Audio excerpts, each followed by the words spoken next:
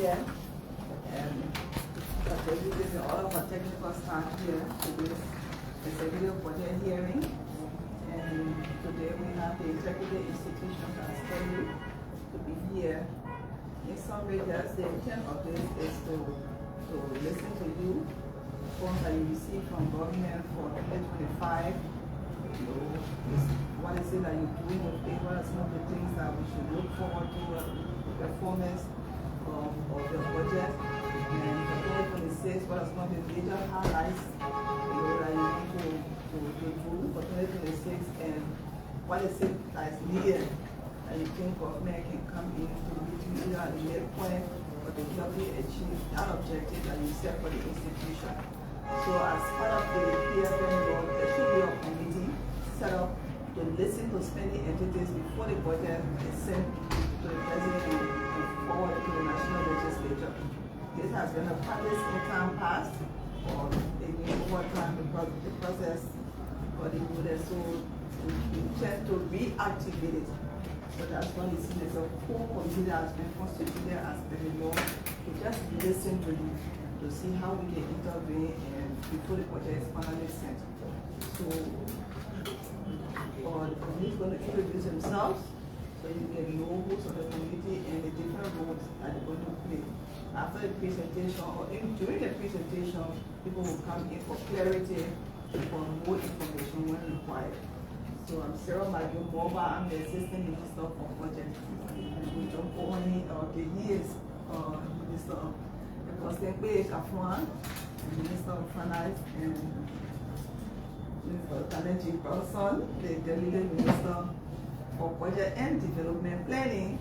And we'll have Honorable Robert Wilson, he's the Deputy for Administration, Operation, GSA.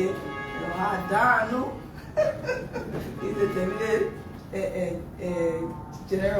Director General for CSA, and we have PPCC. Minister of State supposed to be here. I'm sure they're on their way. And LRA. So they have different roles to play in terms of execution. So that's why we here. Maybe an issue with PPCC, have the issue with CSA, or just for clarity, so we can guide policies moving forward for next year. So now we'll turn over to the finance minister, who's now going to go formal.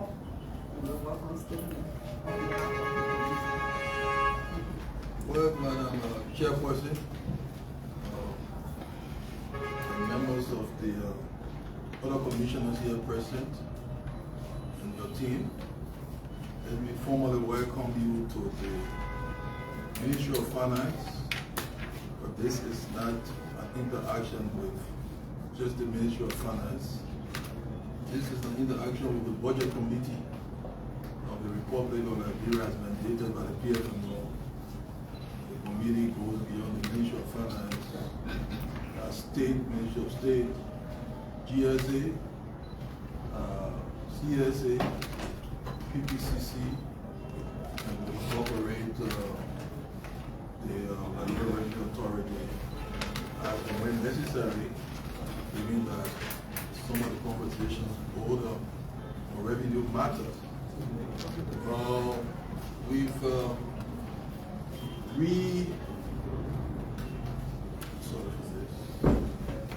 We decided to hear from paying entities and to know the critical needs of the entities so that we can craft a budget that, as much as possible, within the limits and of the budget size, at least attempts to address some of those needs so that spending entities can achieve their objectives. Obviously, one of the constants we have in the budget process is scarcity of resources versus objectives and ambitions and targets set by spending entities. Last year, the budget was 738 million. Last year's budget, 2024.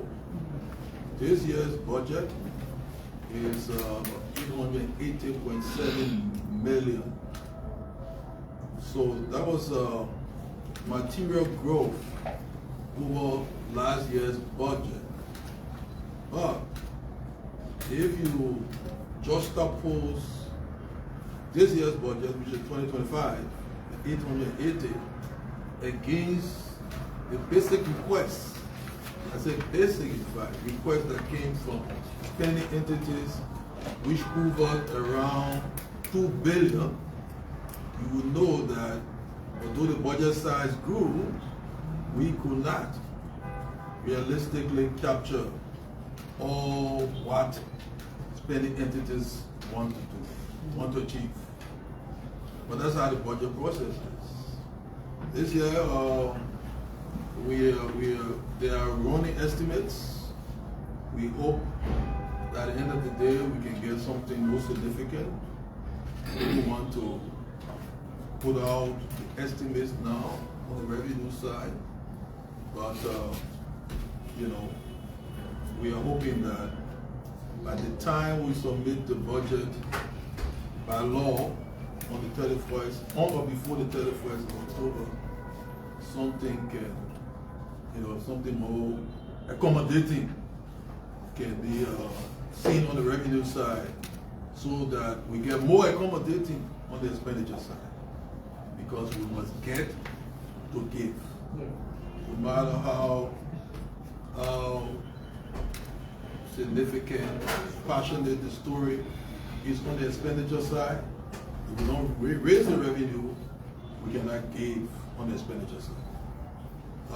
One of the things we promised, and I know you will note, that appropriations have increased. Where you met your entity when you started, as against 2024, there's definitely an improvement. Has not solved your problem, all your problems.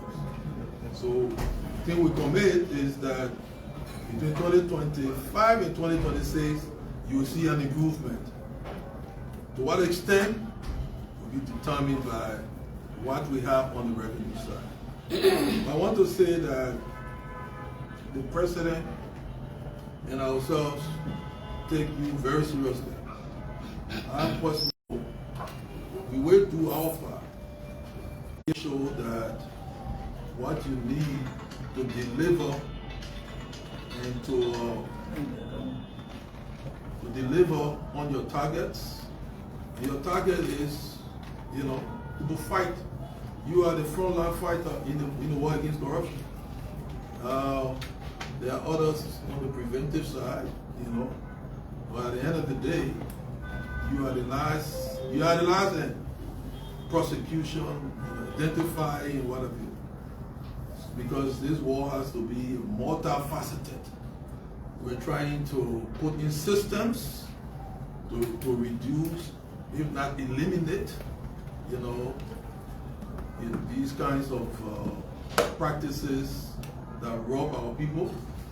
One of the great projects is a project where we are funding a lot of entities to improve processes. It is a World Bank funded project. You are incorporated in that project to enhance your capacity. So besides what we're going to be doing through the government budget, we're going to be working with partners here and there to mobilize more and more support for your entity. But what you can get assured from me as Minister of Finance, your work, I know you know that they are significant. The security sector was here. Justice Minister, you all collaborate, talking about prosecution and all the other things that are very important to our people. And then yesterday we also had the Minister of Defense and the Army. They came in a full regalia, all their stars, meeting us, and that I just told them, well, you have won this hearing. You don't even have to start, you know. And so it's been good interaction, and I think this year, and we usually say sometimes it's not how much but how well the money is allocated. Two different entities can get the same money and may get the same target based on the efficiency of allocation and management of resources. One person or one team can achieve more, and another team with the same set of resources may not achieve anything. So the first thing is how well. And I think so far what we've been gathering is that whatever we're giving you, you've been using it, utilizing it well. So that's the first thing on our side that impresses us. You made a case, and this is an open hearing to make a case. To all the others, you made a case to me personally. For me, sitting here would just be preaching to the choir. But the whole committee is here. As we were talking, we're joined by the representative of the Ministry of State. You can just introduce yourself quickly. I'm Tal Investment representing the Ministry of State. Okay, so the whole contingent is here to hear you. So with these few remarks, we say thank you again for coming. You and your commissioners, I note that another commissioner just came in, and let me give you the opportunity to give us a few introductory remarks, after which these folks with the cameras will leave us, and your LACC, and we'll also decongest the room to hear you. Maybe members of the budget committee sitting on the article. Thank you. Thank you very much, Honorable Minister. Good morning, everyone. Please, Honorable Minister, permit me to stand on existing protocol. I want to use this opportunity to just introduce members of the high table. So, on my immediate left is Commissioner Vice Executive Chairperson Ernest Hughes, and next to him is Commissioner Takina, one of the 3 commissioners for investigation. To my right is Attorney MFK. He is the program manager for administration, and next to him is Mr. Sekou Sherif. He is the financial controller, and I have members of my team in the back here. Today's budget hearing marks an important milestone for us, because this is an opportunity for us to be able to engage not just the Ministry of Finance as we've been doing, but the entire budget committee, to make our case so that they can actually understand our needs and to be able to consider us, especially for 2026, to be able to execute our mandates. As we go through the budget presentation, I just want to stress that corruption is a menace. Corruption, in fact, the reason we fought war in Liberia is because of corruption. The reason that Liberia is underdeveloped is because of corruption. For 2025, we currently have 101 corruption cases that we are investigating. And all of that investigation, we have concluded 37. And a figure from the 37 possible loss to government, like US dollars, is 30.5 million, and Liberian dollar is 68.5 million.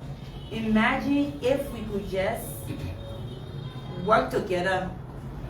For us now, we are looking at it from another angle: prevention. What can we do to prevent instead of prosecuting? I mean, prosecution is okay because it serves as a deterrent, but how can we prevent? This is where the issue of the digital, a lot of awareness. This is, we want to also maintaining prosecution. So as we go through the budget the presentation, we will be able to articulate activities that we have earmarked for 2026, and we will just want to crave your indulgence to ask the hard questions, and so that we can be able to clarify and also meet at a point of understanding to approve our budget for 2026, which we are about to present this morning. So again, I want to say thank you very much, and we look forward to a fruitful deliberations today. Thank you very much, and those that